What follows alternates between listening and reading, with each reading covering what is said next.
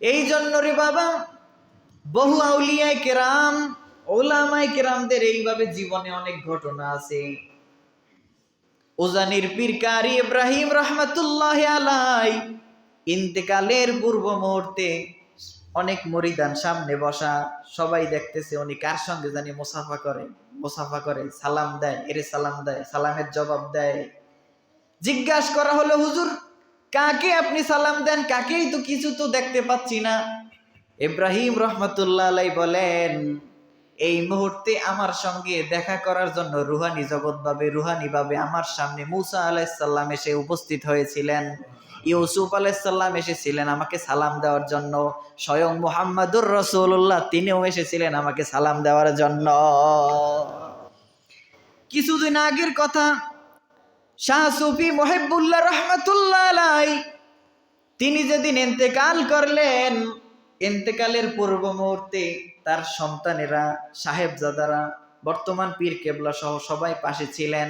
সবাই তো কান্নাকাটি করে, কিন্তু মুহিব্বুল্লাহ রহমাতুল্লাহ আলাই তিনি জিকির করতেছেন আর উপরে ছাদের দিকে তাকাইয়া মুস্কি মুস্কি হাসছেন। বলেন না সুবহানাল্লাহ। অনেকবার উপরের দিকে তাকে, অথচ এর কোনো হুঁশ নাই। বাসে কে কান্না করে, কে হাসে, কে কি বলে, কোনো হুঁশ নাই। ওনার মুখে জিকির করতেছে, লা ইলাহা ইল্লাল্লাহ জিকির করে, আর উনি ওই ছাদের দিকে তাকাইয়া মুস্কি মুস্কি হাসছেন। 15 মিনিট পরে তিনি দুনিয়া থেকে বিদায় হয়ে গেলেন। এই দুনিয়া ধ্বংস হবে,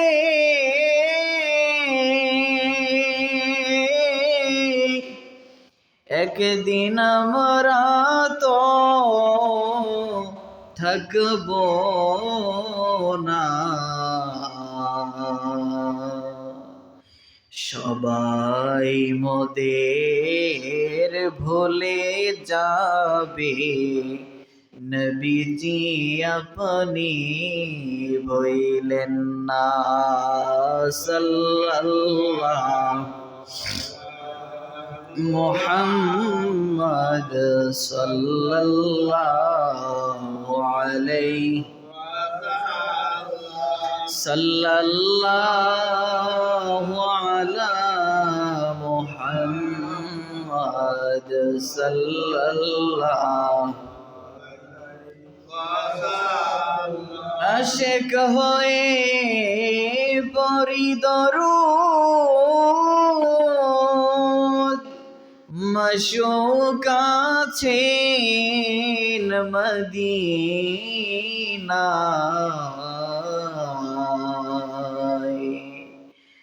আশিক যদি হইতে পারি, জান্নাত হবে ঠিকানা। সাল্লাল্লাহু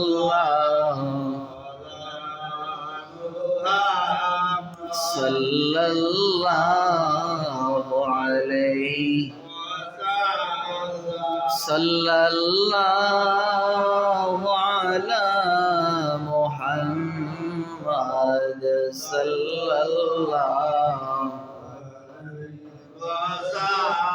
বলগল উলা বিকামালিহি কাশাফাদ দুজা বিজামালিহি হাসনাত জামিউ খিসালিহি সাল্লু আলাইহি ওয়া আলিহি আল্লাহুম্মা সাল্লি ওয়া সাল্লিম ওয়া বারিক আলাইহি।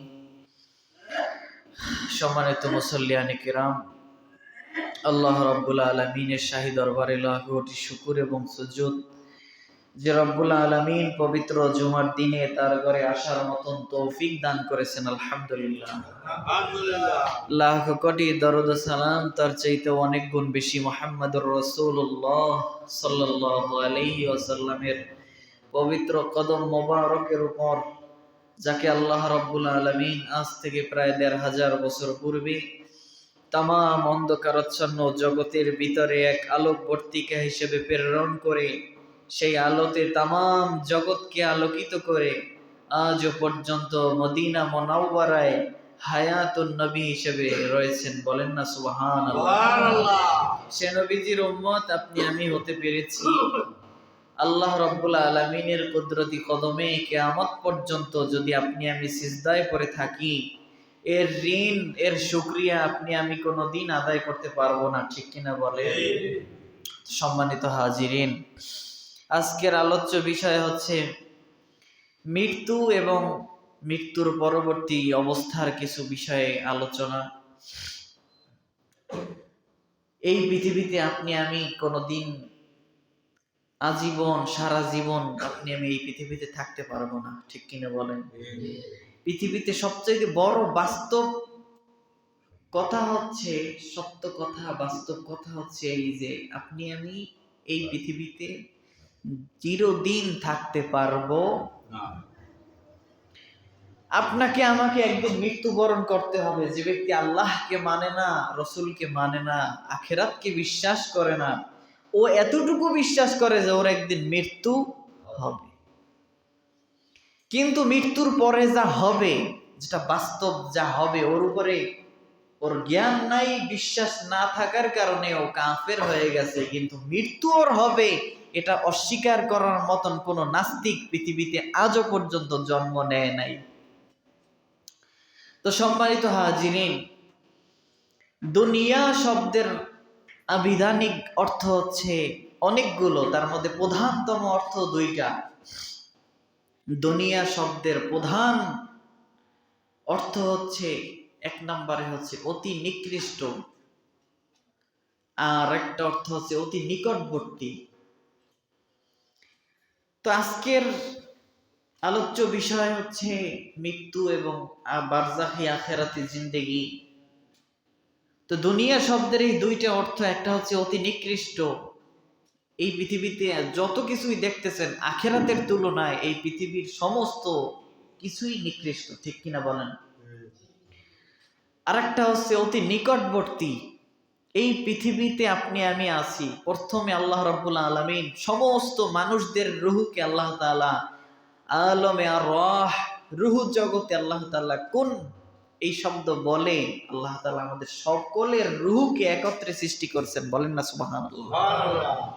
এরপর এই রুহ জগৎ থেকে আল্লাহ রাব্বুল আলামিন আমাদেরকে 2 নাম্বার জগতে প্রেরণ করেছেন, সেটা হচ্ছে মায়ের গর্ভে। রুহ জগৎ থেকে মায়ের গর্ভে আপনি আমি এসেছি, এটাও আরেকটা জগৎ, আরেকটা দুনিয়া।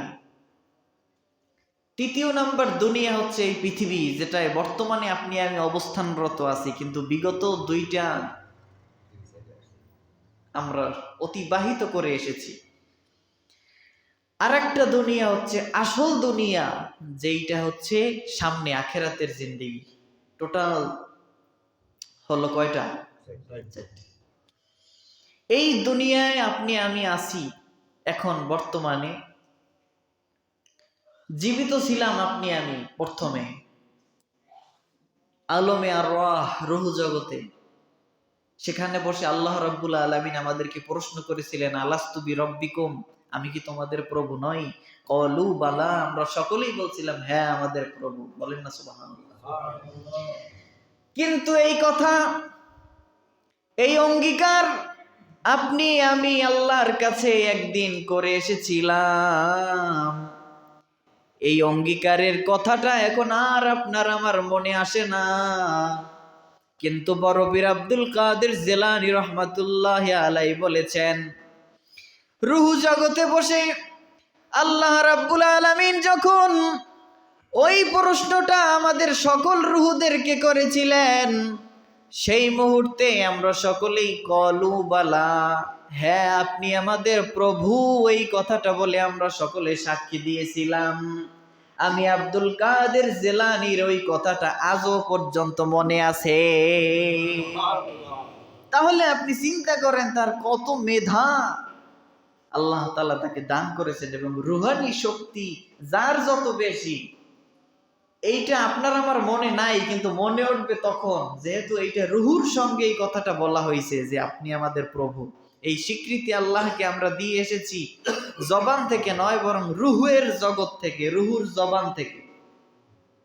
কিন্তু রুহানি শক্তি যখন আপনাকে আল্লাহ তাআলা আপনাকে আমাকে দান করবেন নেক আমলের মাধ্যমে, তখন আব্দুল কাদের জিলানীর মতন আপনার আমার ওই আল্লাহর অঙ্গীকারের কথাটা মনে আসবে। বলেন না সুবহানাল্লাহ। তো সম্মানিত হাজিরিন, দুনিয়া শব্দের 2 নাম্বার অর্থ হচ্ছে অতি নিকটবর্তী। রুহু জগৎ 1 নাম্বার জগৎ, 2 নাম্বার জগৎ হচ্ছে মায়ের গর্ভ, 3 নাম্বার হচ্ছে এইটা, 4র্থ নাম্বার হচ্ছে আখিরাত। অমিনহা নুখরিজুকুম তারাতান উখরা। মাটি দেওয়ার সময় মাইয়াতকে আমরা এই কথা বলি যে মিনহা খলাকনাকুম, যে এই মাটি থেকে তোমাকে আমি আল্লাহ সৃষ্টি করেছি। এটা কোরআনের আয়াত, এইটা আমরা পড়ি আর মাইয়াতকে মাটি দেই। এর উদ্দেশ্য হচ্ছে যে, অর্থটা শোনেন, যে এই মাটি থেকে তোমাদেরকে আমি আল্লাহ সৃষ্টি করেছি। ওয়াফিহা নুঈদুকুম, এই মাটির মধ্যেই তোমাদেরকে নিয়ে যাচ্ছি এবং নিয়ে যাব। একটা কথার 2টা অর্থ, যে একটা হচ্ছে নিয়ে যাচ্ছি আর একটা কি নিয়ে যাব। এই এক বাক্যের দ্বারা 2টা কথার উদ্দেশ্য হচ্ছে 2টাই মিল। যেমন আমরা যে মাইয়াতকে নিয়ে যাচ্ছি, আমরা জীবিত আছি না? আল্লাহ আমাদেরকে বলতেছেন তোমাদেরকে নিয়ে যাব। আর ওই আরেকটা অর্থ হচ্ছে নিয়ে যাচ্ছি কাকে? মৃত্যু ব্যক্তিকে। তাহলে কোরআনের এই আয়াতের 2টা অর্থ বাস্তব। আল্লাহ তাআলা আমাদেরকে এক কথা দিয়ে 2 জনারে বুঝাইছেন যে মৃত্যু ব্যক্তিকেও আল্লাহ বলেছেন যে তোমাকে নিয়ে যাচ্ছি, আর আমরা যারা রেখে আসতেছি আমাদেরকেও আল্লাহ তাআলা এই কথাই বলে দিচ্ছেন যে তোমাদেরকে নিয়ে যাব। অমিনহা নুখরিজুকুম, এরপরে আমি ওই মাটি থেকে আবার তোমাদেরকে পুনরায় উত্তোলন করব। তারাতান অর্থ বার, আর উখরা মানে সর্বশেষ। তাই তারাতান উখরা, সর্বশেষ বার। সর্বশেষ বার তোমাদেরকে যখন উঠাবো, এরপরে আর কোনো পৃথিবী নাই। ওই আখিরাতের জিন্দেগিটাই আসল, এইটাই চিরস্থায়ী, এটা কোনোদিন শেষ হবে না। বলেন না সুবহানাল্লাহ। তো সম্মানিত হাজিরিন, এই পৃথিবীতে আপনি আমি বাবা আদম থেকে আজ পর্যন্ত আমাদের পূর্বে যত মানুষ ছিলেন তাদেরকে আমরা দেখি নাই। আজ থেকে প্রায় 1 থেকে 150 বছর আগে এই পৃথিবীতে এখন আমরা যারা আছি এই সমাজের কেউ ছিল? আবার এখন এই আজকের থেকে আবার 100-200 বছর পর এই পৃথিবীতে এখন বর্তমানে আপনি আমি এখানে যারা আছি কেউ থাকবো না, একজনও থাকবো না। বুঝতে পারছেন? 200 বছর বাঁচে। তাহলে এই পৃথিবীতে আপনি আমি আসলাম, কিন্তু চলে আবার কি যাচ্ছি। তাহলে এই স্বল্প একটু সময় আল্লাহ রাব্বুল আলামিন আমাদেরকে দান করেছেন। আল্লাযী খালাকাল মাউতা ওয়াল হায়াতা লিয়াবলুয়াকুম আইয়ুকুম আহসানু আমালা। সূরাতুল মুলকের প্রথমেই আছে, আল্লাহ বলেছেন যে যিনি আল্লাযী, মহান সত্তা যিনি, খালাকাল মাউতা, মৃত্যুকে সৃষ্টি করেছেন, ওয়াল হায়াতা, এবং জীবিত থাকাটা এটাকে আল্লাহ সৃষ্টি করেছেন, লিয়াবলুয়াকুম আইয়ুকুম আহসানু আমালা, যে তোমাদের মধ্যে কে নেক আমল করে, কে ভালো কাজ করে, এই স্বল্প সময় পেয়ে এইটা পরীক্ষা করার জন্য আমি আল্লাহ তোমাদেরকে এই মৃত্যু হওয়া এবং জীবিত হওয়াটাকে আল্লাহ সৃষ্টি করেছেন। বলেন না সুবহানাল্লাহ। তো আমার সম্মানিত হাজিরিন, আল্লাহ রাব্বুল আলামিন এই পৃথিবীতে আমাদের সবাইকে সৃষ্টি করেছেন, প্রেরণ করেছেন। আমাদেরকে একদিন না একদিন এই পৃথিবী থেকে আবার চলে যেতে হবে, ঠিক কিনা বলেন? আমাদের আখিরাতের জিন্দেগি আছে না নাই? পবিত্র কোরআনে বিভিন্ন জায়গায় প্রায় আয়াতের শেষে ওয়া ইলাইহি তুরজাউন ওয়া ইলাইহি তুহশারুন এরকমের অসংখ্য আয়াত আছে না নাই? এর অর্থ হচ্ছে অচিরেই তোমরা আমার কাছে ফিরে আসবে, অচিরেই তোমাদেরকে একত্রিত করা হবে। বলেন না সুবহানাল্লাহ। আল্লাহ রাব্বুল আলামিন বলেছেন প্রথম নাম্বার পারে সূরাতুল বাকারার ভিতরে আল্লাহ বলেছেন আল্লাযীনা ইয়াযুন্নুনা আন্নাহুম মুলাকু রাব্বিহিম, নিশ্চয় যারা ধারণা করে, ইয়াযুন্নুনা ধারণা করে, আন্নাহুম মুলাকু রাব্বিহিম যে তাদের রবের সঙ্গে, মুলাকু রাব্বাহুম তাদের রবের সঙ্গে মোলাকাত করবে, সাক্ষাৎ করবে, ওয়া আন্নাহুম ইলাইহি রাজিউন আর তারাই সেই মহান আল্লাহর কাছে ফিরে যাবে। বলেন না সুবহানাল্লাহ। আয়াতের অনুবাদ হচ্ছে যে নিশ্চয়ই যারা ধারণা রাখে, বিশ্বাস রাখে যে তারা আল্লাহর সঙ্গে মোলাকাত করবে আর তারাই আল্লাহর সঙ্গে আল্লাহর কাছে ফিরে যাবে। এক কথাই আল্লাহ ঘুরিয়ে দুইবার বলার কারণ হচ্ছে, হিকমত হচ্ছে যে নিশ্চয়ই যারা ধারণা করে আর যারা ধারণা করবে না, আখেরাতকে মানবে না, তারা কি আল্লাহর কাছে যাবে না? কিন্তু আল্লাহ শুধু বলছে যারা বিশ্বাস রাখবে তারাই আমার কাছে ফিরে আসবে, আর যারা বিশ্বাস রাখবে না তারা কোন দিক যাবে? আরেক দিক। তারাও আল্লাহর কাছে আসবে কিন্তু তাদের আশাটা আর যারা বিশ্বাস রাখতেছে তাদের আশাটা কোনোদিন এক হতে পারে না। এজন্যই আল্লাহ তাআলা এই কথা বলছেন যে যারা বিশ্বাস রাখে আমার সঙ্গে মোলাকাত হবে তারাই আমার কাছে আসবে। এই আশাটা হচ্ছে রাজিউনা ফিল জান্নাহ, তারা পুনরায় আবার ওই জান্নাতে ফিরে যাবে যেই জায়গায় আমাদের আব্বা জান হযরতে আদম আলাইহিস সালাম ছিলেন। বলেন না সুবহানাল্লাহ। কিন্তু যারা নাস্তিক, বেঈমান, কাফের হবে, আল্লাহর প্রতি বিশ্বাস স্থাপন করবে না, এরা আল্লাহর কাছে ফিরে যাবে ঠিকই কিন্তু তারা কোনোদিন জান্নাতে ঘেরানো পাবে না। বলেন না নাউজুবিল্লাহ।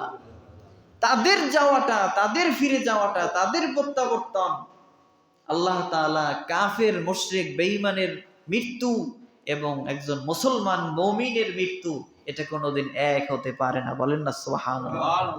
সম্মানিত হাজিরিন, এই পৃথিবীতে আপনাকে আমাকে আল্লাহ তাআলা সৃষ্টি করেছেন, সময়ের যে কত মূল্য।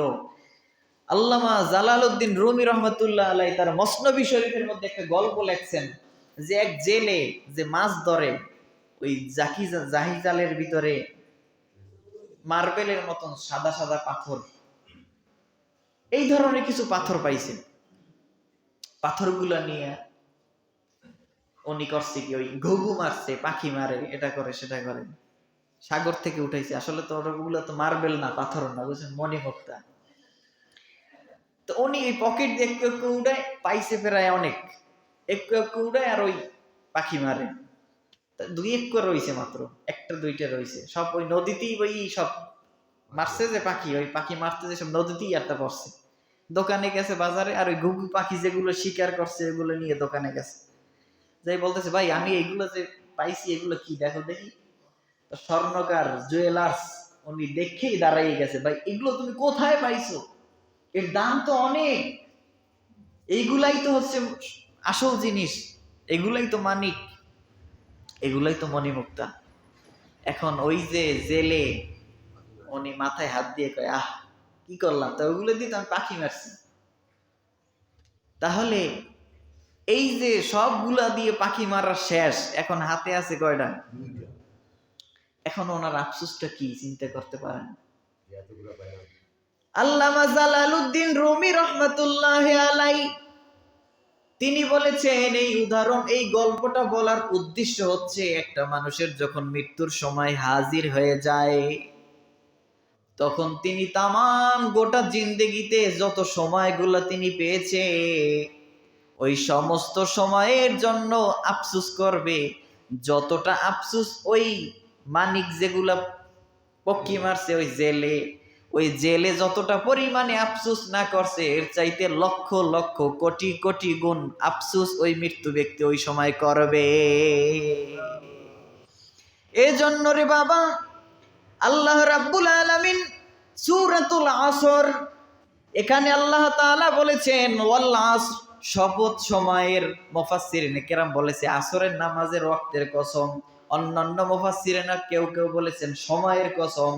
এই পৃথিবীতে যত জিনিস আছে, যত দামি সম্পদ আছে, সমস্ত দামি জিনিসের চাইতে, সব কিছুর চাইতে দামি জিনিস হচ্ছে সময়। ঠিক কিনা? সম্পদ যদি কোনো ব্যক্তির হারাইয়ে যায় পাওয়া সম্ভব কিনা যদি সময় থাকে, কিন্তু যদি সময় ফুরিয়ে যায় তাহলে ওনার আর ওই সম্পদ দিয়ে কোনো কাজে আসবে? এজন্য রে বাবা, সময়ের বড় দাম। এই মুহূর্তে আপনি আমি একবার সুবহানাল্লাহ বলার কারণে আসমান আর জমিনের মধ্যে যত ফাঁকা জায়গা আছে সব নেকিতে আল্লাহ পরিপূর্ণ করে দেবেন। কিন্তু 10 মিনিট পরে আপনি যদি মৃত্যুবরণ করেন, মৃত্যুবরণ করার পরে আপনি ফেরেশতা দেখবেন, জান্নাত দেখবেন, জাহান্নাম দেখবেন, কিন্তু ওই সময় যত ইস্তেগফার করেন, যত জিকির করেন, যত সুবহানাল্লাহ বলেন, আপনার আমল নামায় ওই পরিমাণে আর কোনো প্রকার নেকি লেখা হবে না। এজন্য সময়ের বড় দাম। এখন এই মুহূর্তে আপনি যতবার সুবহানাল্লাহ বলবেন ততবার আমল নামায় এই দুনিয়া পরিমাণে আল্লাহ তাআলা ফাঁকা জায়গা পরিপূর্ণ করে দেবে নেকি দিয়া। বলেন না সুবহানাল্লাহ। তার মানে সময়ের মূল্যায়ন করার দরকার আছে না নাই? মৃত্যু আপনার আমার জীবনে সবচাইতে বাস্তব এমন এক অভিজ্ঞতা, এই পৃথিবীতে আল্লাহ তাআলা যাকে মৃত্যুর সামনে সম্মুখীন করেছেন ওই ব্যক্তি ছাড়া মৃত্যুর অভিজ্ঞতা আর দুনিয়ায় কারো কাছে শেয়ার করতে সে পারবে না। বলেন না সুবহানাল্লাহ। আল্লাহ রাব্বুল আলামিন বলেছেন ওয়া'বুদ রাব্বাকা হাত্তা ইয়াতিয়াকাল ইয়াকিন। ও আমার হাবিব মুহাম্মদুর রাসূলুল্লাহ সাল্লাল্লাহু আলাইহি ওয়াসাল্লাম, আপনি আপনার রবের ইবাদত ওই পরিমাণে করেন যেই পরিমাণে যতক্ষণ পর্যন্ত করবেন যতক্ষণ না আপনার কাছে মৃত্যু এসে হাজির না হয়। আল্লাহ রাব্বুল আলামিন হাত্তা ইয়াতিয়াকাল মাউত না বলে ইয়াকিন বলেছেন, অর্থাৎ দৃঢ় বিশ্বাস। এই দৃঢ় বিশ্বাস মানে হচ্ছে এমন একটা জিনিস, ঈমান শব্দের অর্থ বিশ্বাস আর ইয়াকিন শব্দের অর্থ দৃঢ় বিশ্বাস। আমি একটা কথা বললাম যে অমুক বাজারে এই কাহিনী ঘটছে, আপনি এইটা শুনছেন বিশ্বাস করছেন, এর নাম হচ্ছে ঈমান। এর নাম কি? আর যদি বলি যে ভাই এই কাজ করছে বাজারে, আর আপনি সেই বাজারে ওই সময় ওই দিন উপস্থিত ছিলেন, নিজের চোখে প্রত্যক্ষদর্শী ছিলেন আপনি, এইটার নাম হচ্ছে ইয়াকিন, যেটা নিজে আপনি চোখে দেখছেন। সেই জন্য আল্লাহ তাআলা আয়াতে ওই ইয়াকিনের কথা বলছেন যে যেটা বান্দা নিজে প্রত্যক্ষদর্শী, এইটার কথা বলছেন যে হাবিব আমার এই প্রত্যক্ষদর্শী আপনি যখন ইয়াকিন মৃত্যু আসবে তখন ওই পর্যন্ত আপনি ইবাদত করুন। এর মানে হচ্ছে এই মৃত্যুটা এমন এক দৃঢ় বিশ্বাস, প্রত্যক্ষদর্শিতার একটা অভিজ্ঞতা যেটা যার জন্য উপস্থিত হবে উনি ছাড়া এই অভিজ্ঞতা আর কেউ লাভ করতে পারবে না। বলেন না সুবহানাল্লাহ। হাদিস শরীফের মধ্যে এসেছে আল্লাহর নবী বলেছেন বান্দার যখন মৃত্যুর সময় উপস্থিত হয়ে যায়, নেককার ব্যক্তির যখন ইন্তেকালের অবস্থা হয়ে যায়, তখন আল্লাহ রাব্বুল আলামিন আজরাইলকে যখন ওই ব্যক্তির মৃত্যু ব্যক্তির শিয়রে মাথার কাছে এসে আজরাইল আলাইহিস সালাম এসে বসে যায়, বসার পরে আজরাইল ওই বান্দাকে একটা সালাম দেয়। বলেন না সুবহানাল্লাহ। জান কবজ করার আগ মুহূর্তে ওই বান্দা এই এখন যেইভাবে আপনি জীবিত আছেন, এই প্রাণ এবং রুহু এবং দেহ এই একসঙ্গে থাকা অবস্থায় আপনার মৃত্যুর পর জান্নাতে কোন স্থান আপনার হবে ওই বাড়ি আপনাকে আল্লাহ তাআলা দেখাইবেন। বলেন না সুবহানাল্লাহ। ওই বাড়ি দেখার পর আপনি হাসবেন। মৃত্যু ব্যক্তি ইন্তেকালের আগ মুহূর্তে বহুত হাসছে, এরকমের দেখছেন কি দেখেন নাই? অনেক মানুষকে আমি হাসতে দেখছি মৃত্যুর আগে, ভিডিওতেও দেখছি। ঢাকায় একটা হট্টগোলের মধ্যে, একটা মারামারির মধ্যে একটা মাদ্রাসার ছাত্রের গায়ে গুল্লি লাগছে, সঙ্গে সঙ্গে রাস্তায় পড়ে গেছে, 10 মিনিট পরে মারা গেছে। তো ওই 10টা মিনিট পর্যন্ত ওই ছাত্রটা হাসতে রয়েছে। বলেন না সুবহানাল্লাহ। কারণ আল্লাহর নবী বলেছেন মান কুতিলা মাজলুমুন ফাহুয়া শাহীদ, অন্যায় ভাবে যাকে হত্যা করা হবে ওই ব্যক্তি হচ্ছে শহীদ। শহীদের মৃত্যু, শাহাদাতের মৃত্যু বড় মজার। স্বাভাবিক ঘরে বসে যে মৃত্যু, এর চাইতে যুদ্ধের ময়দানে যাওয়া, আল্লাহর রাস্তায় শহীদ হওয়া, অথবা এইভাবে নির্যাতিত হয়ে শাহাদাতের মৃত্যু, এইটার দাম আল্লাহর কাছে অনেক বেশি। বলেন না সুবহানাল্লাহ। তখন তার আর মৃত্যুর কোনো যন্ত্রণাই হয় না। ও 10 মিনিট পরে মারা গেছে, কিন্তু ওই 10টা মিনিট পর্যন্ত হাসতে রয়েছে। বলেন না সুবহানাল্লাহ। এই হাসছে কেন হাসছে? কি পাগল হয়ে গেছে? কি পাগল হয় নাই? ওই মুহূর্তে দুনিয়ায় আর কোনো ওর হুঁশ ছিল না। একেবারে মৃত্যুর পরে ওর কোন জান্নাতটা আল্লাহ ওর জন্য রেডি করে রাখছে ওইটাও দেখছে আর হাসছে। বলেন না সুবহানাল্লাহ। এই জন্য রে বাবা, বহু আউলিয়ায়ে কেরাম, ওলামায়ে কেরামদের এইভাবে জীবনে অনেক ঘটনা আছে। উজানির পীর কারি ইব্রাহিম রাহমাতুল্লাহি আলাইহি ইন্তেকালের পূর্ব মুহূর্তে অনেক মুরিদান সামনে বসা, সবাই দেখতেছে উনি কার সঙ্গে জানি মুসাফা করে, সালাম দেয়, এরে সালাম দেয়, সালামের জবাব দেয়। জিজ্ঞাসা করা হলো হুজুর কাকে আপনি সালাম দেন? কাকেই তো কিছু তো দেখতে পাচ্ছি না। ইব্রাহিম রাহমাতুল্লাহ আলাইহি বলেন এই মুহূর্তে আমার সঙ্গে দেখা করার জন্য রুহানি জগৎভাবে রুহানিভাবে আমার সামনে মুসা আলাইহিস সালাম এসে উপস্থিত হয়েছিলেন, ইউসুফ আলাইহিস সালাম এসেছিলেন আমাকে সালাম দেওয়ার জন্য, স্বয়ং মুহাম্মাদুর রাসূলুল্লাহ তিনিও এসেছিলেন আমাকে সালাম দেওয়ার জন্য। কিছুদিন আগের কথা, শাহ সুফি মুহিবুল্লাহ রহমাতুল্লাহ আলাইহি তিনি যেদিন ইন্তেকাল করলেন, ইন্তেকালের পূর্ব মুহূর্তে তার সন্তানেরা, সাহেবজাদারা, বর্তমান পীর কেবলা সহ সবাই পাশে ছিলেন। সবাই তো কান্নাকাটি করে, কিন্তু মুহিবুল্লাহ রহমাতুল্লাহ আলাইহি তিনি জিকির করতেছেন আর উপরে ছাদের দিকে তাকাইয়া মুস্কি মুস্কি হাসছেন। বলেন না সুবহানাল্লাহ। অনেকবার উপরের দিকে তাকে, অথচ এর কোনো হুঁশ নাই। বাসে কে কান্না করে, কে হাসে, কে কি বলে, কোনো হুঁশ নাই। ওনার মুখে জিকির করতেছে, লা ইলাহা ইল্লাল্লাহ জিকির করে, আর উনি ওই ছাদের দিকে তাকাইয়া মুস্কি মুস্কি হাসছেন। 15 মিনিট পরে তিনি দুনিয়া থেকে বিদায় হয়ে গেছে। এই হাসার কারণ হচ্ছে, এই হাসিটা সে পাগল হয়ে যায় নাই, তার সেন্স লেন্স হয়ে যায় নাই, সব কিছু ঠিক আছে, দুনিয়ার সঙ্গে তার সমস্ত যোগাযোগ বন্ধ, অথচ তিনি কিন্তু এখনো জীবিত। এই মুহূর্তেই তো হাসছে, মরলে পর হাসতে পারে নাকি? জীবিত অবস্থায় কিন্তু হাসছে। 15 মিনিট পরে মারা গেছে, তার মানে মৃত্যুর 15 মিনিট আগেও হলেও আপনাকে আল্লাহ জান্নাত দেখাবে। বলেন না সুবহানাল্লাহ। এই জান্নাত দেখে আপনি আমি মৃত্যু চাই কি চাই না? কে কে চাই? দেখতে চাই। নারায়ে তাকবীর। আল্লাহ আপনি আমাদের সবাইকে কবুল করে নিন, বলেন আমিন। তাহলে সময়ের মূল্যায়ন করা লাগবে। এই মৃত্যু পাইতে হইলে সময়ের মূল্যায়ন করা লাগবে। সময়ের মূল্যায়ন কি? নামাজ পড়বেন কি মৃত্যুর পর? কি মৃত্যুর পরে নামাজ? নামাজের সময় আপনার এখন। এই এখন যদি আপনি নেক আমল করে যেতে পারেন, তখন আর আপনার কোনো সমস্যা নাই।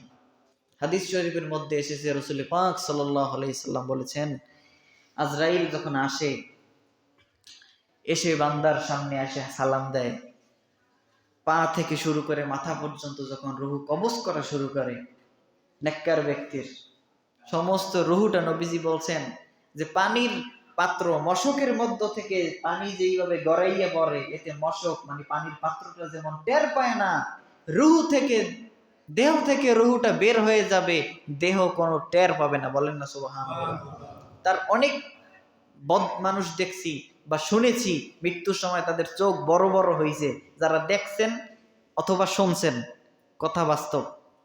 যেই লোকে মৃত্যুর 15 মিনিট আগে জান্নাত দেখে, আর 15 মিনিট আগে তো জাহান্নামও দেখা যায়, যায় কি যায় না?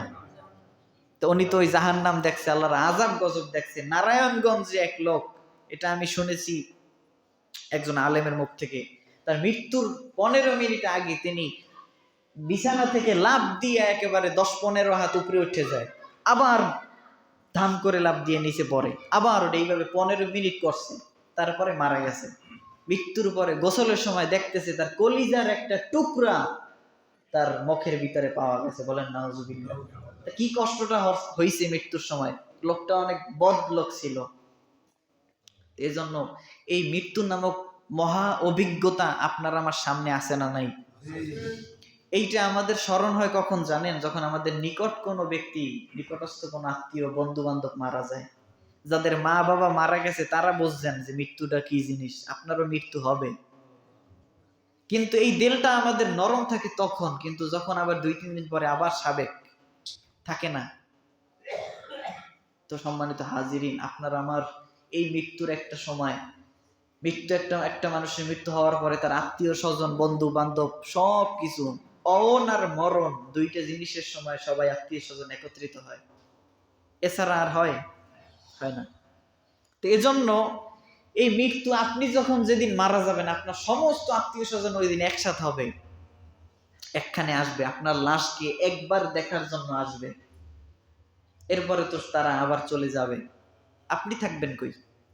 ওই যে বাসতলায়, ওই কবরে, বাড়ির ওই যে জঙ্গলের ভিতরে। বেশি দিন নাই, আপনি যদি 30 বছর বা 20 বছর বাঁচেন, 20 বছর যাইতে কয়দিন লাগবে? বেশি সময় লাগবে? এরপর তো আপনি যাইতেই আছেন। এটা বাধ্য। আপনি আমি চাইলেই আপনি আমি এই মৃত্যু থেকে বাঁচতে পারবো না? পারবো? কারো কোনো ক্ষমতা আছে? নাই। যদি ক্ষমতা থাকতো, বড় বড় নমরুদ, হামান, ফেরাউন, কারণ এদের সম্পদ তো কম ছিল না, টাকার বিনিময় হলেও দুনিয়ায় বেঁচে থাকতে পারত, কিন্তু পারে নাই। কেউর মৃত্যু থেকে পালানোর কোনো সাধ্য নাই, মৃত্যু একদিন হবেই। এই মৃত্যু যখন হবে, নবীজি বলছেন